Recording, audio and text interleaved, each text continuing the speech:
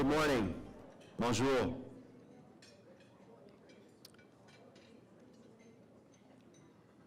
Parliament has returned, and so has big thinking. Yeah. I'll clap for that. My name is Gabriel Miller, and I am the Executive Director of the Federation for the Humanities and Social Sciences. I am thrilled that you could be here with us this morning.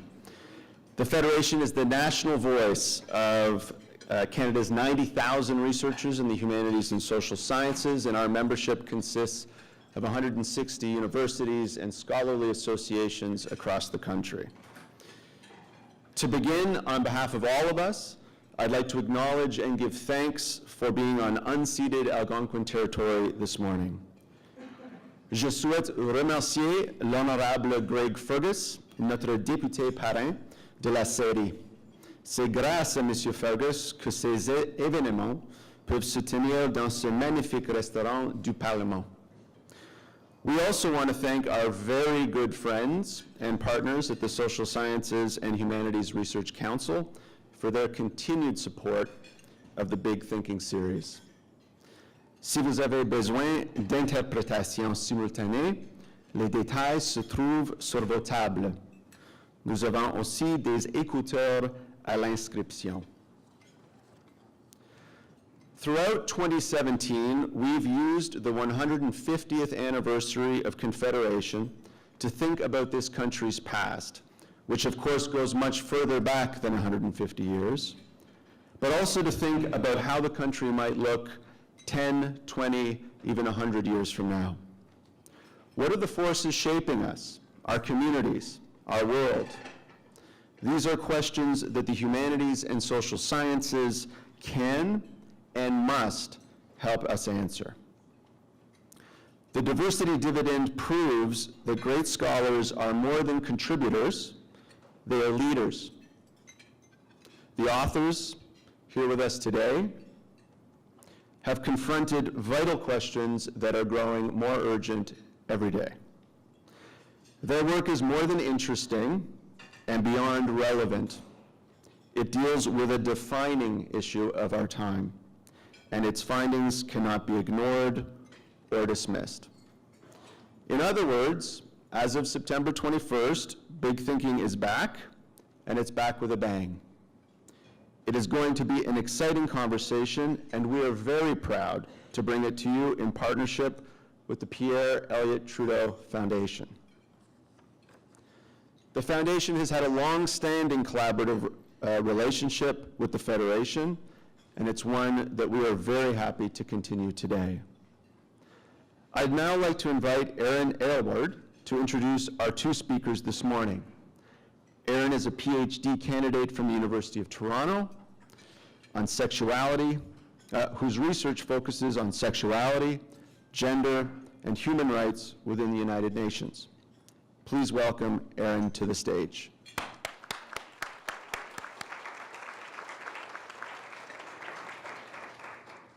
Thank you so much. It's a pleasure to be here avec vous. In this era of increasing nationalism and populism, it has become more important than ever that we have stories and evidence that tell us whether diversity is the path to peace and prosperity or the precursor to further conflict. And it is to address important questions like this that the Pierre Elliott Trudeau Foundation was founded in 2001. As some of you know already, the Foundation is an independent and nonpartisan charity established as a memorial to the former Prime Minister. The Foundation works as a living legacy to Pierre Elliott Trudeau by fostering critical reflection and action in 4 areas important to Canadians: human rights and dignity, responsible citizenship, Canada's role in the world, and people and their natural environment. The Foundation accomplishes its mission by investing in the work of doctoral students like myself and professors like Bessma Momani, who we will hear from this morning. The Foundation also fosters a community among researchers and mentors like Jillian Stirk, who hail from the public sector or the private or nonprofit world. This cross-fertilization between disciplines and backgrounds helps our research impact decisions at the international, national, down all the way to grassroots levels. And so the themes of pluralism and diversity are self-evidently an important lens through which to think about the issues that the Foundation is interested in. So I'm sure you can imagine how, when Bessma and Jillian developed the idea for this rather ambitious research project, there was widespread support from within the Foundation. By combining qualitative research with thousands of interviews with business leaders in Canada and rigorous statistical analyses, Bessma and Jillian, along with an impressive team of researchers with whom they collaborated across Canada, analyzed the business case for diversity in two ways. First, they crisscrossed the country, consulting business leaders about their experiences with diversity in the workforce and among their clients. I had the privilege of participating in one of those roundtables in Toronto, and it was a really quite powerful and inspiring experience. Importantly, though, Bessma and Jillian went beyond the stories and crunched the numbers. And their analyses revealed what so many leading businesses have been saying anecdotally for years, that investing in diversity reaps significant financial dividends when it's done right. And so, without further ado, it is my great pleasure to turn things over to Bessma and Jillian now to explain their findings. Bessma Momani is a Center for International Governance Innovation Senior Fellow and a 2015 Fellow of the Pierre Elliott Trudeau Foundation. She has a PhD in political science and is a professor at the Waterloo School of International Affairs and the University of Waterloo. Jillian Stirk is a former ambassador and spent more than 30 years in the Foreign Service. She is an associate with the Simon Fraser Center for Dialogue and a 2015 mentor with the Pierre Elliott Trudeau Foundation. So.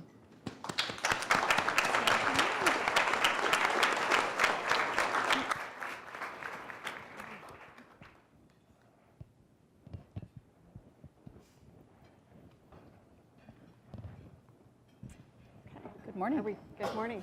Are we mic'd up? Yes? We Ready are. to go? Okay. I'm going to stand up because I feel a little awkward just sitting here. But good morning, everyone. Bonjour tout le monde. Ça me fait un grand plaisir d'être ici ce matin. On va faire la présentation en anglais, mais si vous avez des questions, on est prêt à répondre dans français ou anglais, comme vous voulez. I think what I'd like to do is, first of all, start by showing you just a very short video clip that summarizes our research, and then perhaps to tell you a little bit more about it. So if we could start with the video, please.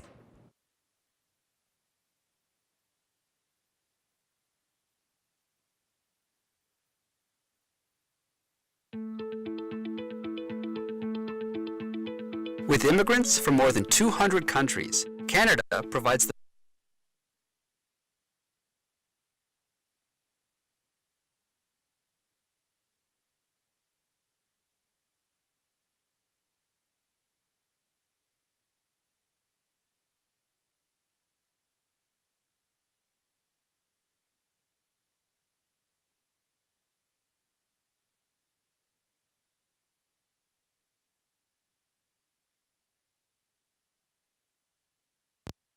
Are you ready to go?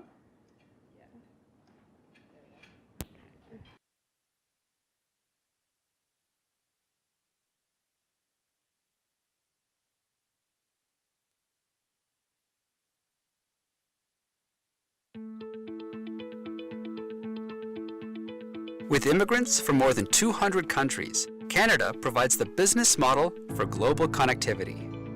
20.6% of Canadians are foreign-born, and 25% of Canadians speak a non-official language. A diversity dividend could be Canada's global comparative advantage. To show how, we explored the link between diversity and economic prosperity. Statistical analysis revealed significant positive relationships between ethnocultural diversity and prosperity. A 1% increase in a workplace's ethnocultural diversity was associated with an average 2.4% increase in revenue and 0.5% in productivity. This effect was strongest in creative, innovative, and professional services. Overall, 13 out of 14 industries we assessed stood to benefit from greater ethnocultural diversity. Over 100 Canadian business executives we consulted confirmed that diversity is profitable. But why? Diversity provides access to a wider talent pool, increased innovation and creativity, allows companies to better tailor their services to diverse customers, and improves understanding of international opportunities and markets abroad. Business benefits are just one element of the diversity dividend, which lead to greater social cohesion. Canadians should work to build an inclusive society, and addressing barriers, fears, and discriminatory practices will help unlock and maximize the diversity dividend.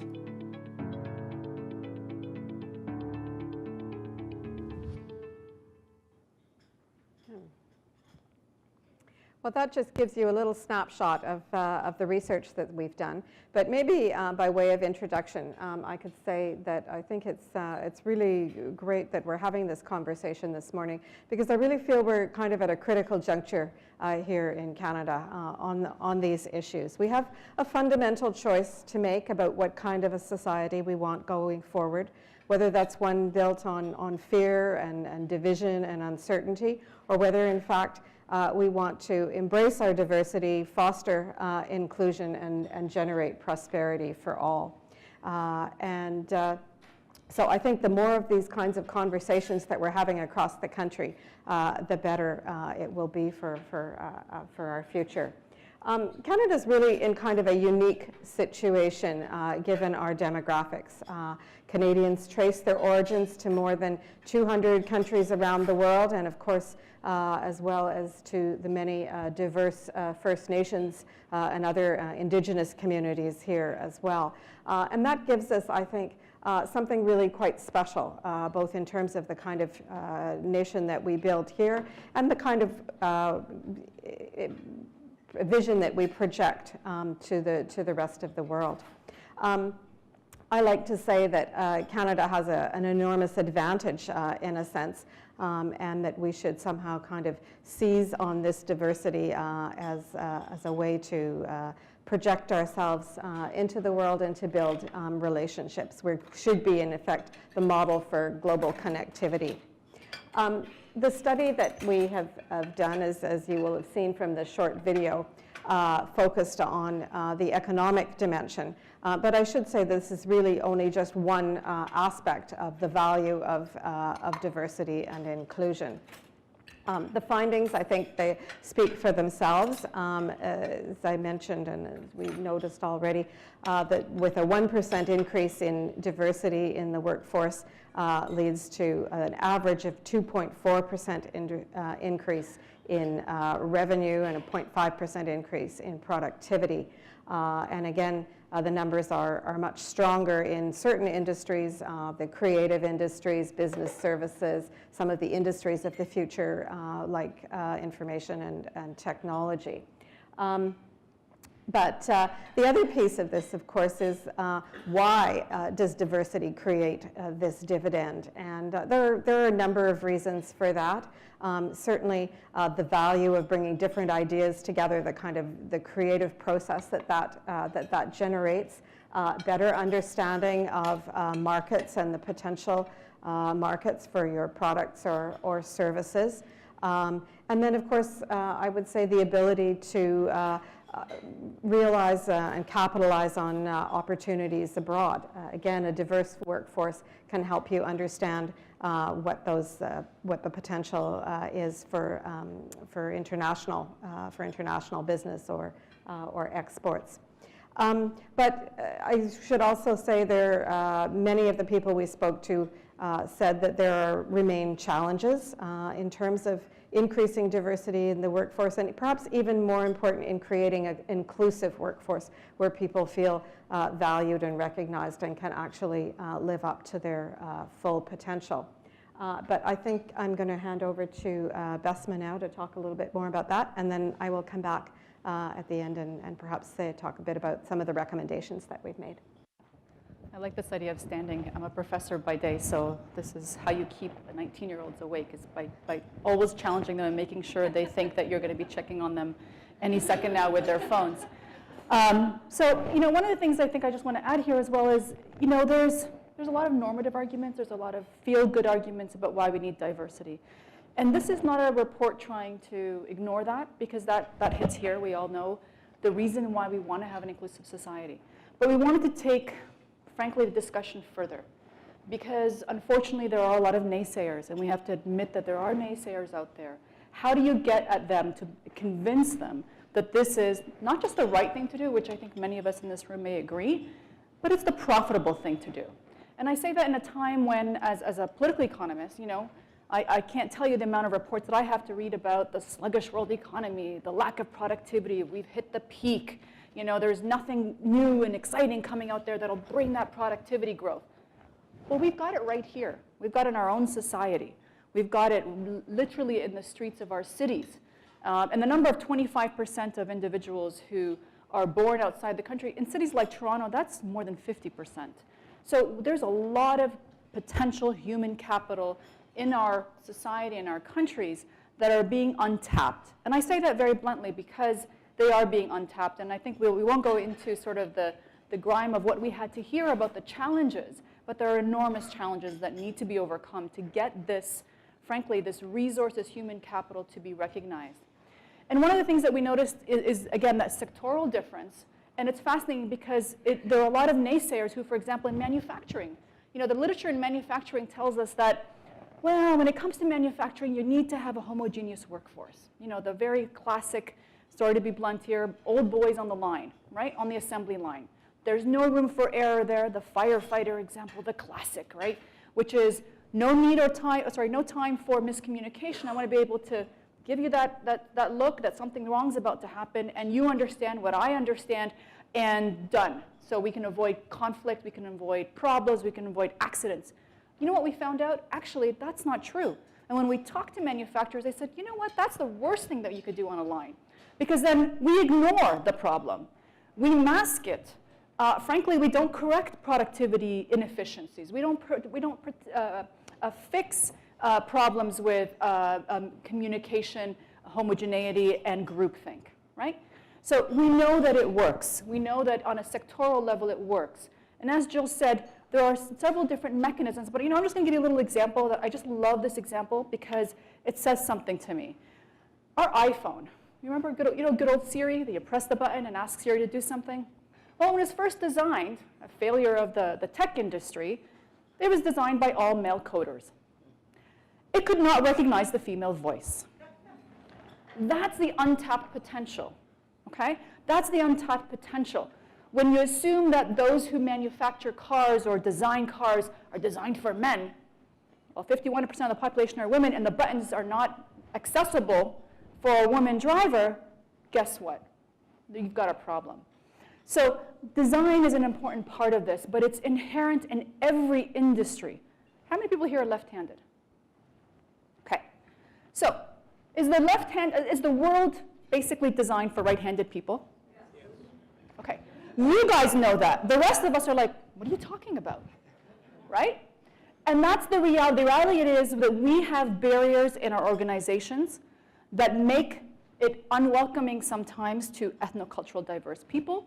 We make it unwelcoming to women, whether it's having meetings at 4:30 or conversations at the golf course, although women are doing better in golf lately, hey guys. So that's what we're talking about. There are untapped potential, but we need to ask hard questions. We need to talk about, are we making our workplaces welcoming to all different groups of minority communities, to people of different gender identities, people of different religion, ethnicity, our indigenous communities, et cetera, et cetera. You have to have that conversation, and we're not there yet. A little bit about some of our findings again.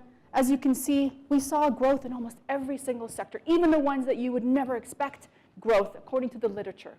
And this says something. This says something about the fact that if Canada is going to be that diversified economy, we need to start asking these hard questions in every one of these. It's not just information and cultural industries. Everybody has the opportunity to grow.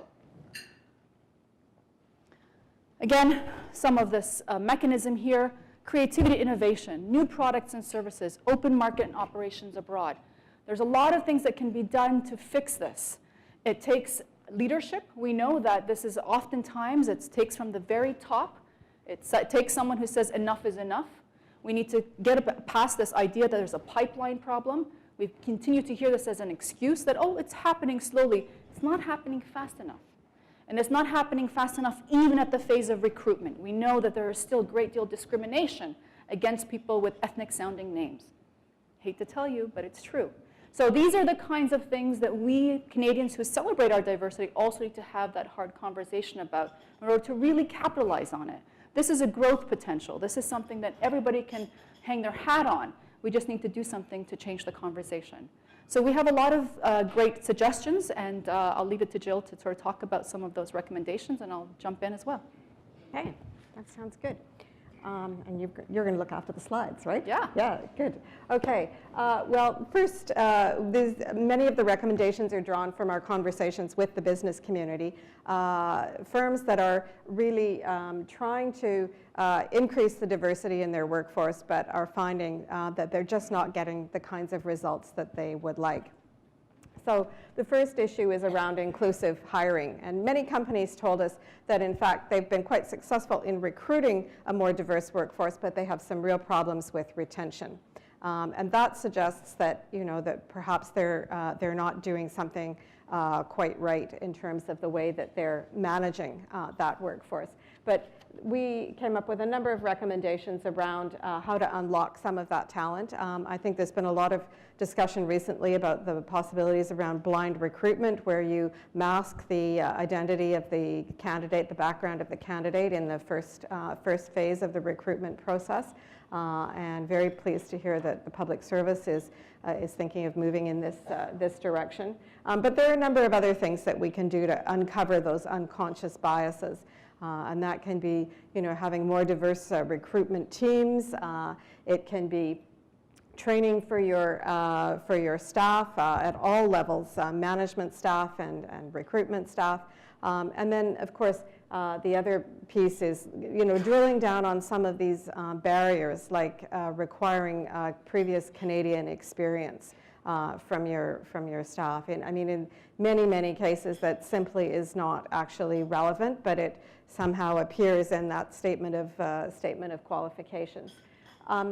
And the other thing we heard as well is the importance of building networks. And of course, for someone who is perhaps new to the country, new to a city, it's difficult to build those connections that can be absolutely critical for both finding work and then being successful within the workplace. And so looking at how you scale up some of these mentoring programs and the Job Connect programs.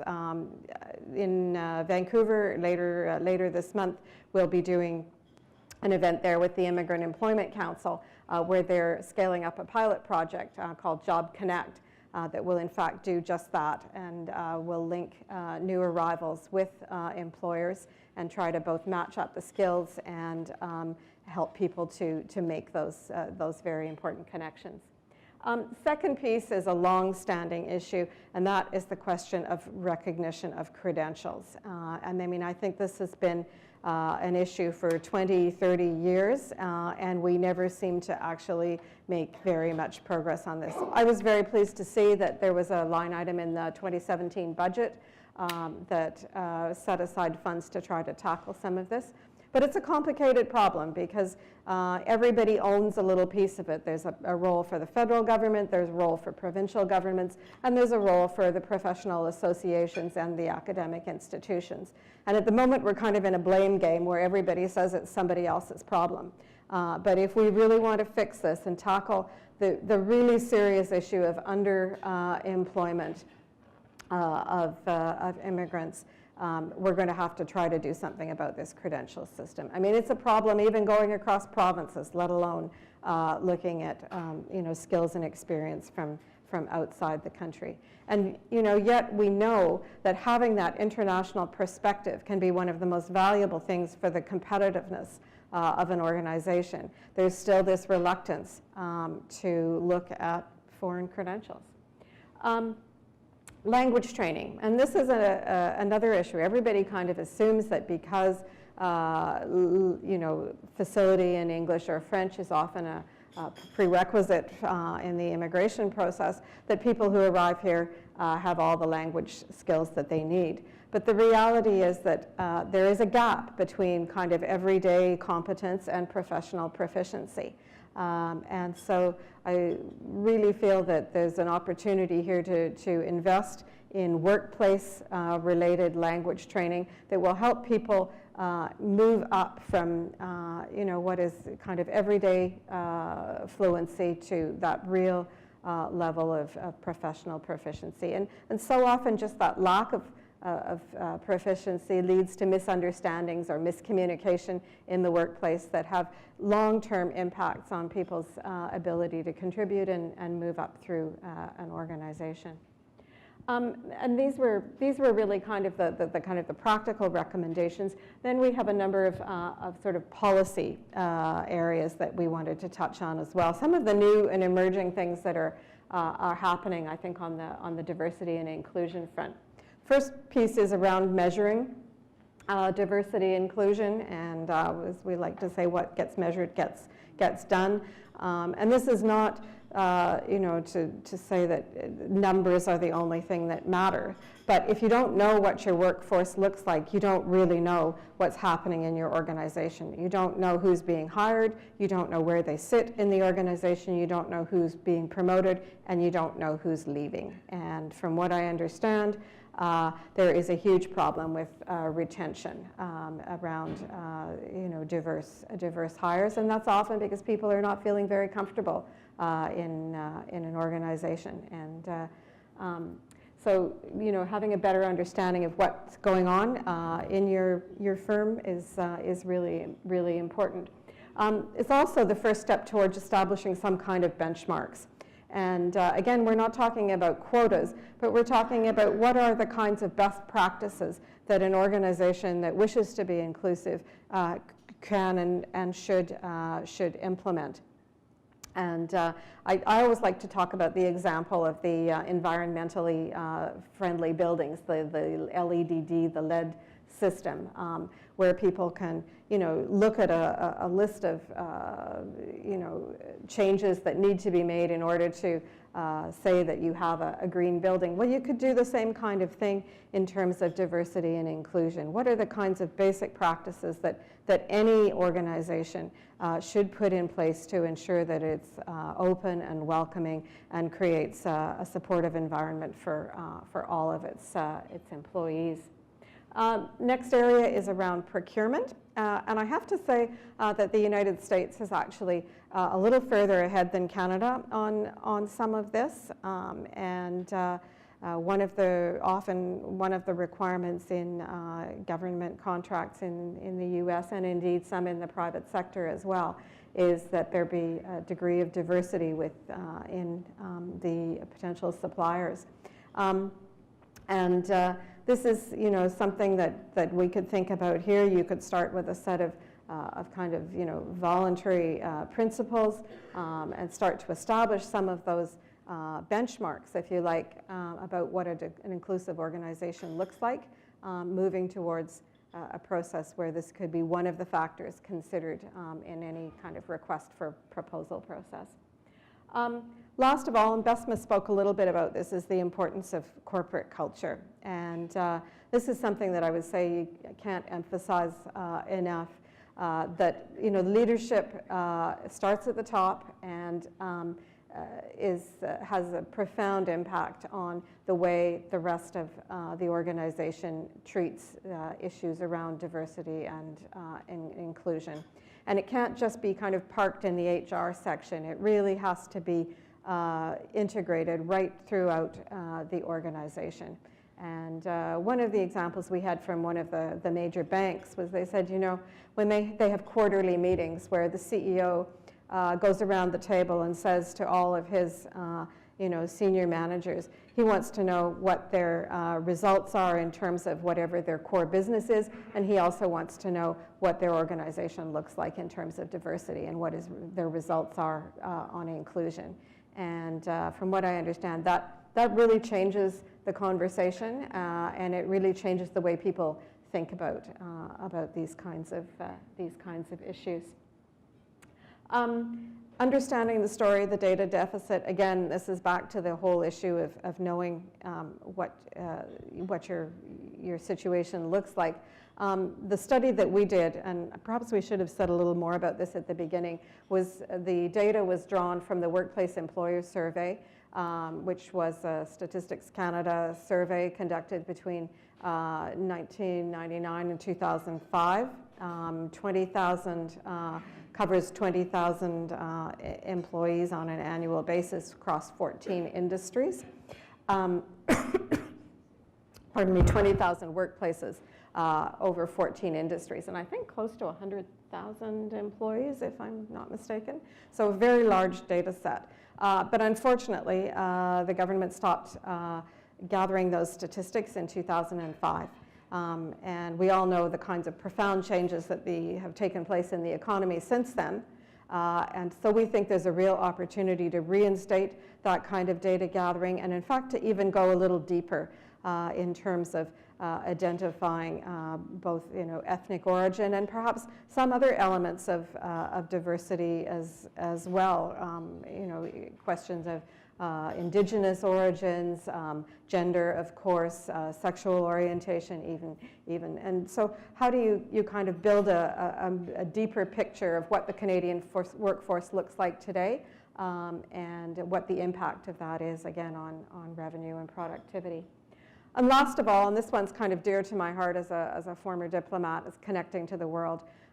When I served abroad, I always felt that Canada's diversity was really kind of our calling card, if you like.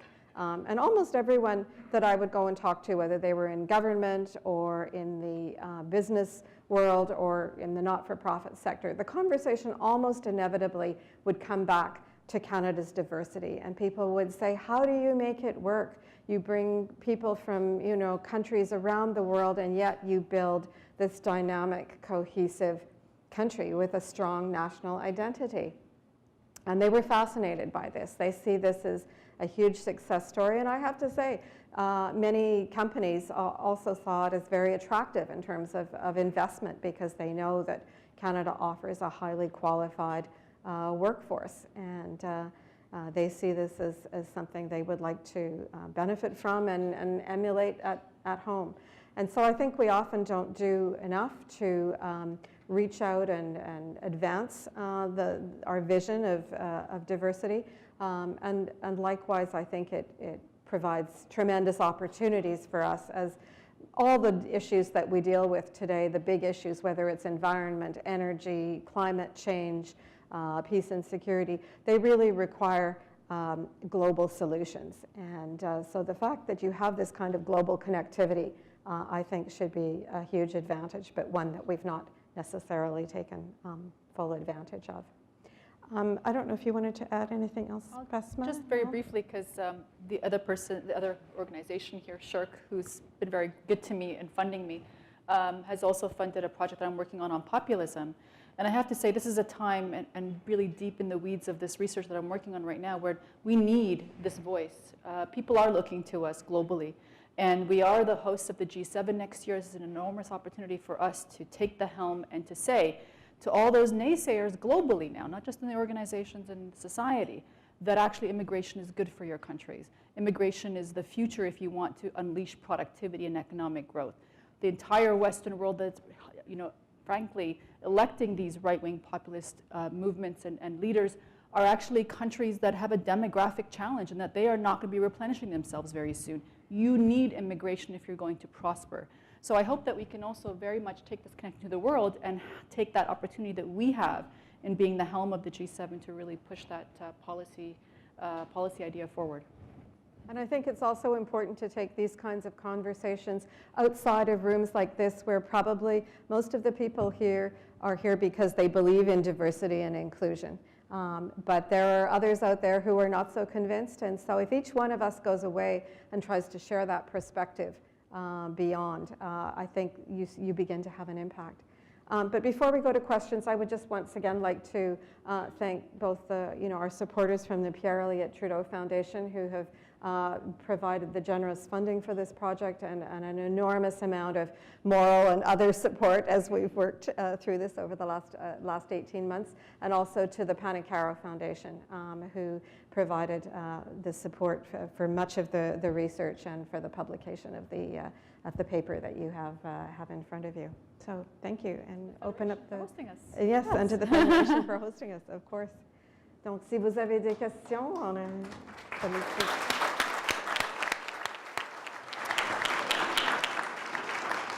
Thank you, Bessma and Jill. We'll now open up the floor to questions. We have a microphone right here in the center of the room. I'd ask if you have a question to please come up and use the mic. Vous pouvez poser vos questions en anglais ou en français, selon votre préférence. But please, whichever language you use, if you could identify yourself and, of course, keep your question short and to the point. Does anyone want to get us started?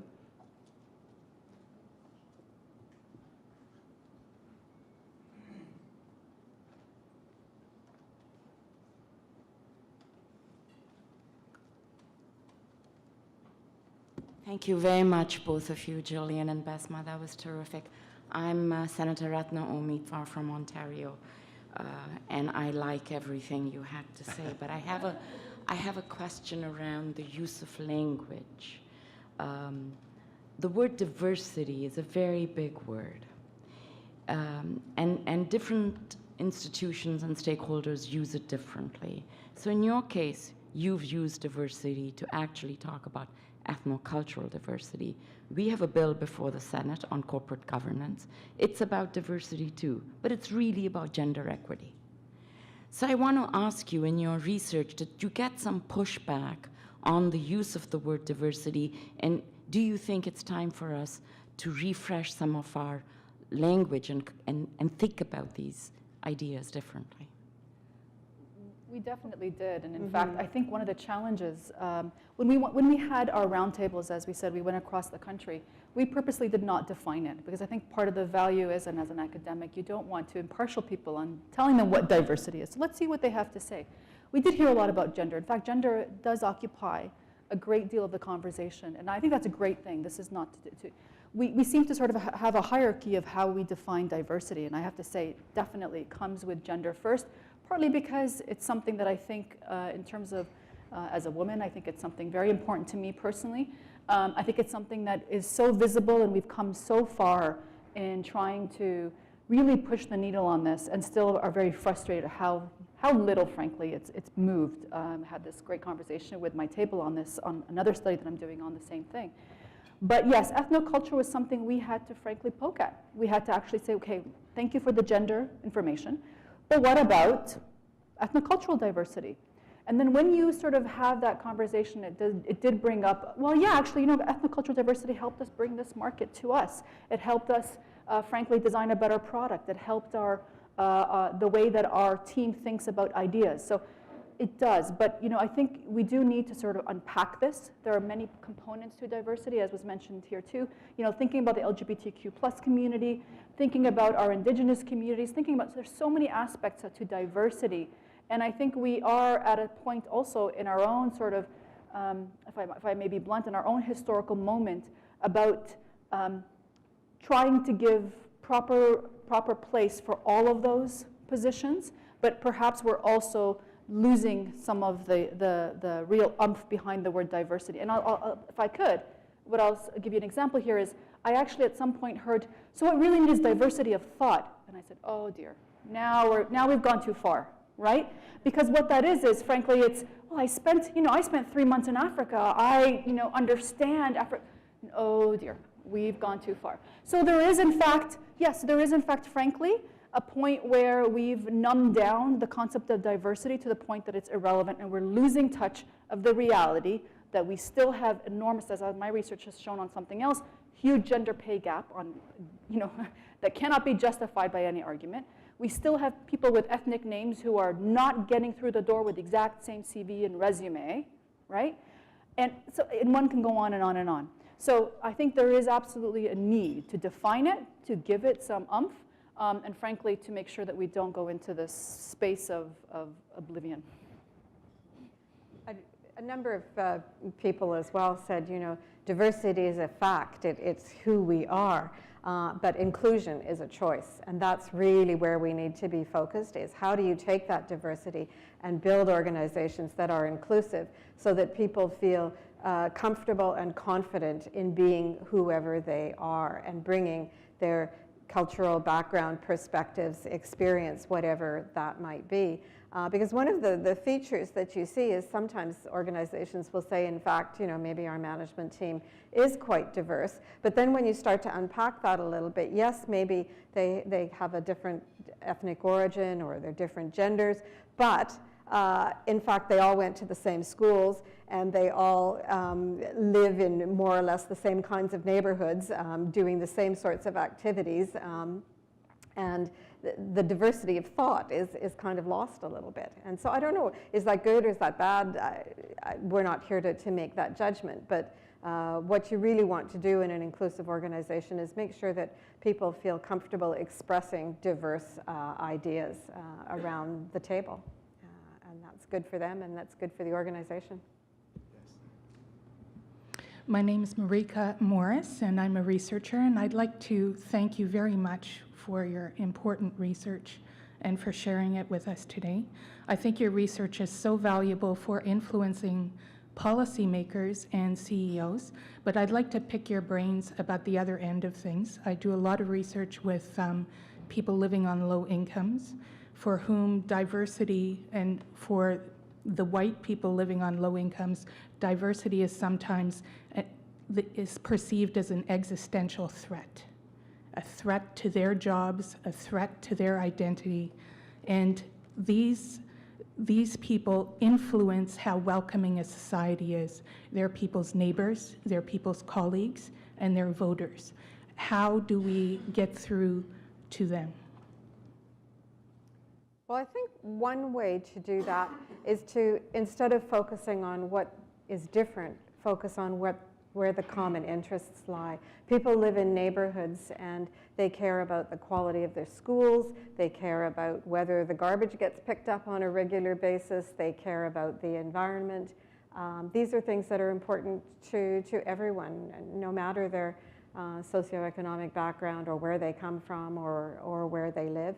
And if you can try to bring people together around some of those common elements, then you begin to find that in fact there are some shared values, and then you see that perhaps those differences are less important than what bring you together.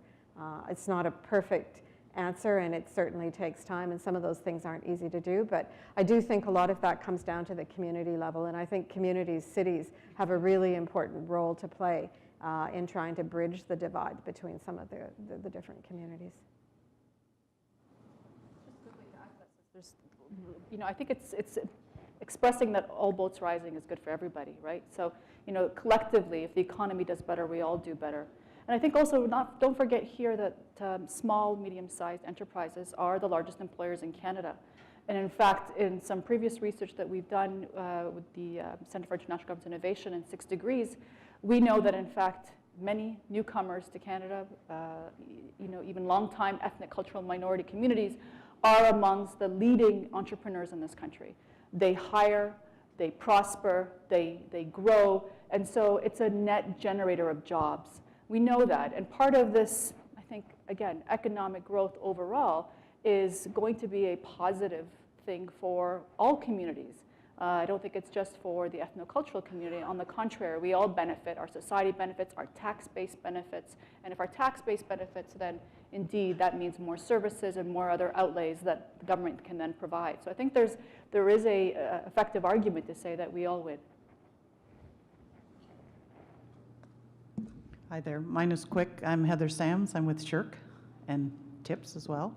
I just had a question. I have to bring it up because I do a lot of human rights work as well, and I'm big on diversity.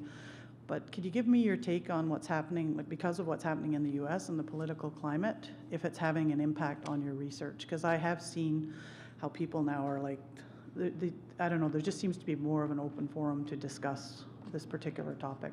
Thank you. Yeah, and we have someone here from the US Embassy, but we'll be nice. I think it has. It's definitely changed the conversation. And maybe having the conversation is a good thing. And maybe it's poking a bear, and that's not bad. I think we also need to be careful that we don't get smug as Canadians. We've also had an opportunity here to see how things can go wrong from a policy perspective, and we say, well, that could never happen here. But it is happening here. It is happening, a lot of microaggressions on the streets of Toronto and other diverse cities where it's happening very much. And I think we need to be cognizant of that, to self-reflect on it, and again, open the conversation. It's very useful, but I don't want us to be smug about it, because I think, in fact, some of those same forces exist in this society and just don't have the electoral base to be in power. And I'm quite happy about that. I'm not going to lie. But they're here as well. Thank you. I think I'm going to use my prerogative as whatever I am this morning, MC, host, to ask a question of my own. Because, picking up on that one, I'm interested in the conversations surrounding this issue, and I was thinking about this when I was reading the report last night. It feels like one conversation is the conversation about the kind of the more obvious backlash against diversity that we're seeing in some parts of the world. It also feels like there's a conversation maybe among people who think that they're supportive, but also have some evolving to do in their thinking. And I was thinking about myself, because I certainly feel like I grew up with the idea that diversity was something, our obligation was to be tolerant. And for me, what came through in your report was we need to move past an idea of tolerance to actually seeing this as a strength. All of which is just to lead up to ask you, how do you think we're doing in Canada in terms of that conversation about kind of the evolution in our thinking about diversity, whether it's here in Ottawa or in the media or across the country? So the T word should never be uttered. That's something that I have learned in going into this literature, because frankly, I came with that word as well. We should all be tolerant. I mean, that's kind of the maybe it's the growing up here, it's sort of the word that we're accustomed to. It's not tolerant. Tolerant is what you tolerate, but you really don't want, right? So words matter, right? This is the great thing about academia, has taught us all, hopefully, words matter. That should never be uttered. But I think the word inclusion is something we have really missed out on. Diversity is a fact, but we're not there on inclusion. And I'm really happy to say that, undertaking this study allowed me to see how we've evolved in our conversation. I do see people talking about inclusion today more so than 5-10 years ago. But that also should not be, I think, it shouldn't be a crutch. We need to be careful that we don't just have our policy on inclusion and check, right? As corporations, as organizations, we also need to make sure that we don't resort to tokenism, we don't resort to other sort of crutches that frankly don't get at the true meaning of inclusion. The true meaning of inclusion, and this quote that we heard in Nova Scotia was absolutely beautiful, if I may. Diversity is being asked to the party, right? Inclusion is being asked to dance. It's like, we loved that quote. We heard this in Halifax, and it's beautiful because it's a totally different level, right? It's not just getting people in the organization. It's being asked to dance, it's being a part, and that also, again, takes time. It's work, it's not easy. It's not easy. It's not easy to hear from left-handed people about how this world is discriminatory against you, but you have to have that conversation, and that's the reality of inclusion. Inclusion is having the conversation, unearthing it, and frankly, getting to a better point. And I think we all have unconscious biases. As much as we might like to think that we don't, most of us do.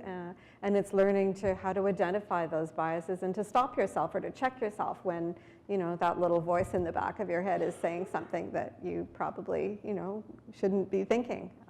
And learning to kind of to move beyond that or unpack those and find out, well, why do I feel like that? And what could I do to change that? Just a quick little 1 second, I promise. But I'm doing something on academia and women, and so there's a lot of stakeholders in academia here. And so this is a great example that I read yesterday. When a woman is not in her office at 3 p.m., her colleagues assume that she's at home cooking dinner. When a man is not in his office at 3 p.m., everybody assumes he's out doing research. That's a bias, okay? That's the kind of things that have huge stereotypes that we need to unearth. Then it plays into whether or not they're being recommended for promotion. It plays into whether or not they're getting the grants, whether they're getting all of these successors. If we don't think that that person with that closed door is there for, because they're not committed, it's going to, frankly, trickle down into other negative socio effects to our organizations. Hi, my name is Mark Shergi. I'm with the Global Center for Pluralism here in Ottawa. I just had a quick question. I think one of the things that jumped out at me at the slide was the point about what gets measured gets done, which I thought was a very important point. And I was just wondering, I realize it's early days after your report has come out and you've been doing the follow-up and the outreach, but I'm just wondering if you've seen any indications that there's an appetite to revive like statistical tools like the WES or anything like that on the government side. And I was wondering if you can also point to any examples from the private sector of any measurement initiatives that are worthwhile to be emulated or paid attention to. Thanks. We haven't heard anything from the government about the WES, but we do have a number of meetings this afternoon, and that's certainly one of the issues that we're going to be raising. In terms of the private sector, I would mention that there is an organization based in Toronto, and I hope I get the name right, the Canadian Centre for Diversity and Inclusion, is that correct? And they have done a bit of work on how you measure inclusion, and Diversity Institute. Thank you, Senator. Yes. And they have started to do some interesting work in this area about what kinds of indicators one might want to use, and how do you evaluate an organization, and so on. And then I think I know that the Canadian Association of Aboriginal Business, and again, I'm not sure that that's exactly the right title, but that's they have started to do some work around being able to certify companies that provide sort of indigenous manufactured or produced goods. And so that could be a model that I think one could expand a little bit. And I apologize that I don't have the name of the organization exactly at my fingertips. Well, I want to thank you both for this morning. I have a couple of things to do before we wrap up, just to properly show our appreciation to Bessma and Jillian. But I think first, this might not be the last round of applause, but I think you'll join me in thanking them for a conversation that challenges today.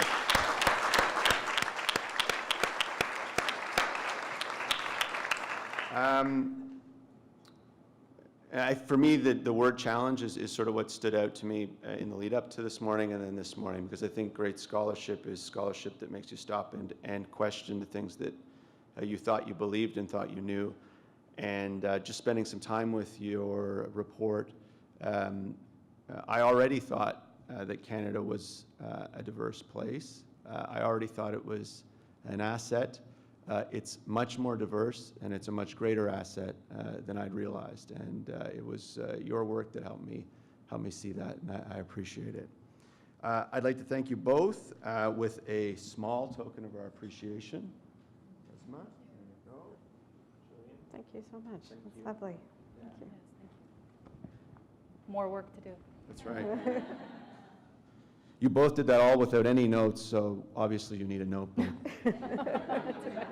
I also want to remind everyone how much we appreciate the support of our sponsor, the Pierre Elliott Trudeau Foundation, for working with us to bring Bessma and Jillian here today. Merci encore au CRSH pour leur soutien précieux tout au long de cette série. Merci encore à l'honorable Greg Fergus, notre député parrain de la série de causeries Voix Grand. Thank you all for joining us today. A video of this session will be available shortly on the Federation's website. And please be sure to join us right here again on October 24th, when Patrick Turmel, professor of philosophy at Université Laval, will deliver a lecture entitled Economic Inequality, Should Canada Bring Back the Estate Tax? Merci encore et bonne journée à tous. Thank you very much and have a great day.